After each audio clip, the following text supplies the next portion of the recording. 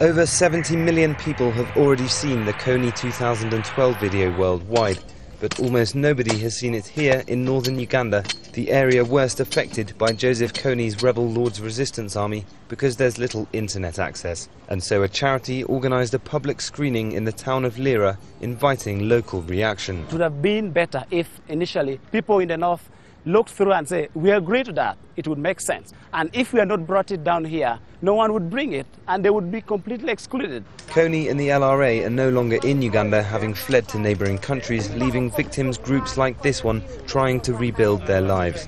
Many, scarred or maimed for life, have travelled to town to see the film that the world has been talking about. Leo Odongo was abducted by the LRA. He says he'll never forget the day a landmine blew off his arm and killed 4 of his friends as he tried to escape. He's heard about the video on local radio. He says he supports the campaign for Kony's arrest, but he thinks some of the promotion methods sound offensive. If people in those countries care about us, they will not wear T-shirts with pictures of Joseph Kony for any reason. That would celebrate our suffering. But Invisible Children are adamant their strategy is justified and effective. I understand why a lot of people are wondering, is this just some slick kind of fly-by-night slacktivist thing, when actually it's not at all.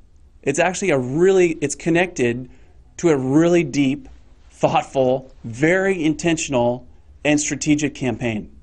News of the screening spreads far and a large crowd gathers at sunset. They're expecting to watch a film that documents their suffering as they perceive it. For many people here, the video is simply puzzling. It contains footage of an American man, his son, and it documents events that happened here in northern Uganda years ago. But as the film progresses, puzzlement turns into anger.